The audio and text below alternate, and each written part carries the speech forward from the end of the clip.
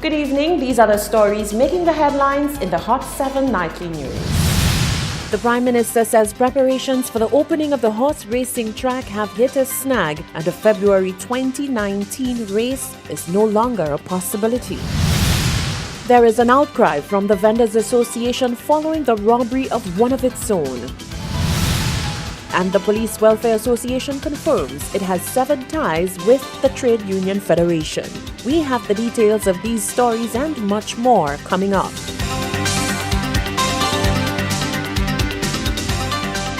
This is the Hot 7 Nightly News with Lovelace and Amy Joseph. It is Wednesday, the 19th of December 2018. Welcome to the Hot 7 Nightly News, broadcasting on Channel 117 and simulcast on Kiss FM, CaribbeanHotTV.com, and our mobile app. I am Lovely St. Amy Joseph. Thank you for joining us. Just over 1 month after the Senior Communications Officer at the Office of the Prime Minister, Nicole MacDonald, gladly told Hot 7 News that the impending horse racing track was moving along as scheduled, the island's Prime Minister is backtracking. He has revealed that a hiccup has stalled the works on the project. Rochelle Gonzalez has the details.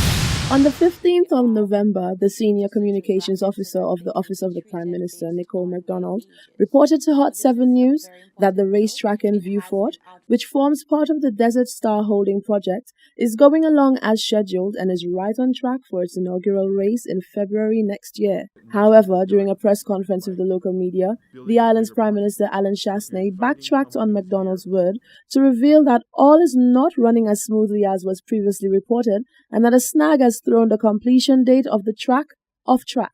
We've had a bit of a hiccup in that with the cricket that's coming in on the early February, and also with the upgraded programs we're doing for independence, we can't get hotel rooms. So it's a good problem to have. So more than likely we're going to have to move the 17th as a date to some date further down. But I tried my best. We got one hotel where we were able to get like 30 or 40 rooms. We've just had now to give up those rooms because we couldn't get anything else. With that said, Prime Minister Chasney explained that work on the project is ongoing nonetheless. He continued on to say that the island is still benefiting even with the minor setback. From the time that the test match was announced with the UK here, the British is just overwhelming in terms of the response in that area. But there's nothing else other than that, and if you go down you will see that work is continuing. We passed in Parliament where we amended our Gaming Act to now include wagering. So I know that the Gaming and Wagering Authority now is looking to give them their license in order that they can be able to set up all of the wagering needs. So the fact when we have a horse race here, that we can accept wagering from abroad in that process.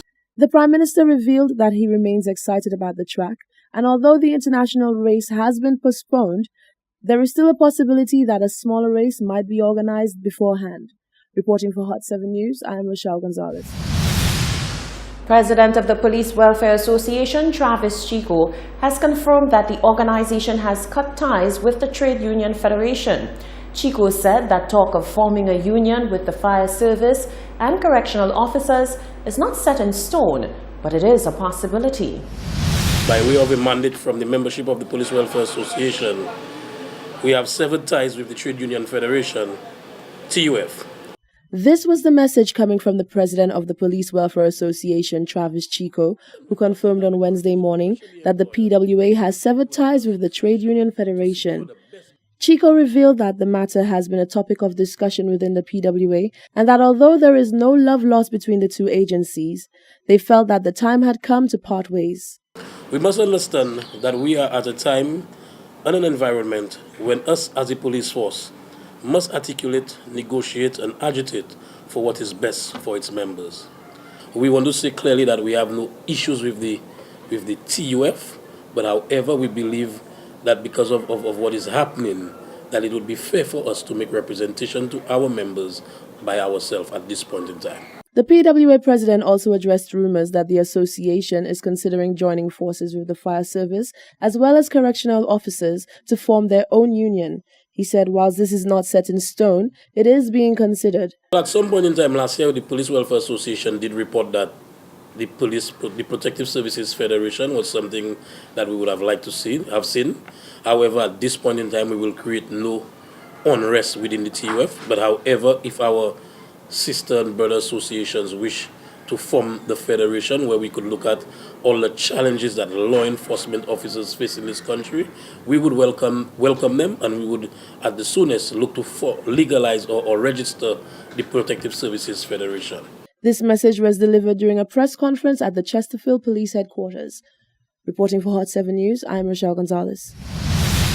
Following the robbery of a city vendor, the president of the St. Lucia Vendors Association, Peter Ras Iper Isaac, says the act is a direct product of poverty. He warns vendors to take steps to not entice thieves. Rochelle Gonzalez reports.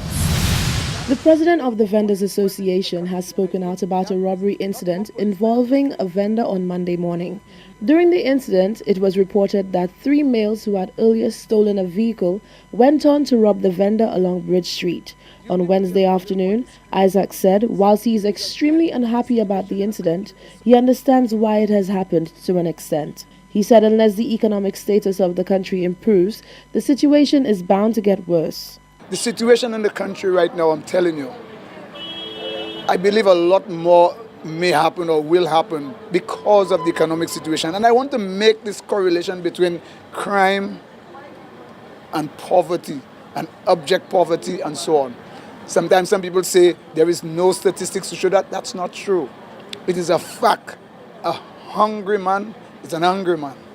The Vendors Association president sent a cautionary message to vendors, warning them to be more cautious and to refrain from practices that could entice would-be thieves. You need to be vigilant because you know, because of the situation that the country is in right now, people will take the opportunity. If you open yourself and you don't have the kind of defense you need to have, people will take the chance to rob you. And especially if they feel by robbing you, they will get a chance to get away with it. Although, as you said, these didn't get away with it. But the point is, they think it's easier to rob a poor person, you might easily get away with it, than a richer person. Who knows? The richer person may have a gun, may have a licensed gun or something. But people must be vigilant. Don't expose your monies. Don't count your little blessings in broad daylight, in plain view of everyone else. Try when you have to change, go in a corner, do your change, do your things in hide and seek, so people doesn't know exactly if you have any little money stuck anywhere. If you do these things, I think, and take these kind of precautionary measures, probably you might avert this situation that may happen to you.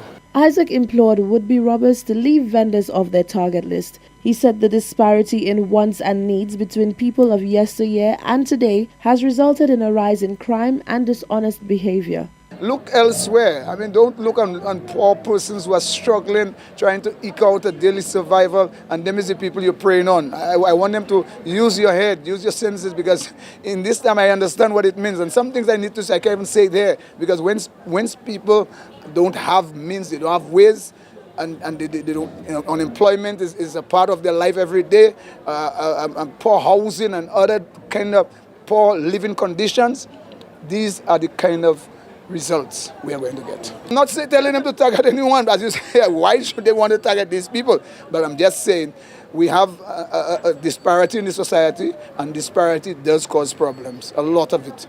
On a brighter note, all 3 male individuals involved in the robbery were arrested by police on the same evening. Reporting for Hot 7 News, I am Rochelle Gonzalez. St. Lucians are being called upon to remember the reason for the season. PRO for the Development of Christian Churches Association, Pastor Francis Aristide, observes with dismay the level of crime and violence in the society. He says it is incumbent on church and government leaders to empower youth amid such alarming crime statistics. What should be the most wonderful time of the year, as suggested in the Andy Williams Christmas Classic, is in fact the most dangerous time of the year. The PRO for the Development of Christian Churches Association, DCCA, Pastor Francis Aristide, is exasperated, and he's sending a strong message to both church and government leaders to do their part and more to foster a more peaceful and God-fearing society. He says the spirit of love must once again conquer the spirit of fear during the holiday season. He wants particular attention to be focused on youth so they can choose a positive path rather than a life of crime. It is a disgrace for our beautiful country, St. Lucia, which is the Helen of the West. And I call unto clergymen like me, ministers of the gospel, to empower young people, leaders, members of government. Let us be real. St. Lucia is being destroyed. And what are we doing about St. Lucia? We sit down and do nothing. And after we do nothing, we just talk. Our strength is our unity. Our unity is our strength. I would like us St. Lucian to take this Christmas very serious. Let us show love. Let us make it different to St. Lucia. Pastor Aristide says the time for concrete action to reach out to youth is now. He cautions that no section of society can afford to drag its feet on this due to the dire social ills confronting the nation. I believe the churches should form a body, something where we can bring young people together, where we can empower them, teach them what is need to be done, teach them the love of God. The police has a hand in it also. And what I got to say, I know some people may hate me, but I'm not a candy man. Sometimes you give the police information and the police goes back and give them, say you are the one. So everybody's life is in danger. We have to work together. Pastor Aristide makes an impassioned plea to all, including perpetrators of crime and violence. St. Lucian, let us stand up. Let's take back our country back with love, unity, peace, and prayer. Young men, I'm talking to you. Stop the killing. Young lady, I'm talking to you. Stop the line. Stop the killing. It is a bad mess for St. Lucia. The island's homicide toll so far for 2018 stands at 42. Pastor Aristide says it is everyone's business to ensure that number does not climb any higher. This is the Hot 7 TV Nightly News. Still to come, recent acts of vandalism leave artists up in arms. The Prime Minister expresses doubt in the current education system and a hearty meal for those in need. We have those stories and more coming up after the break.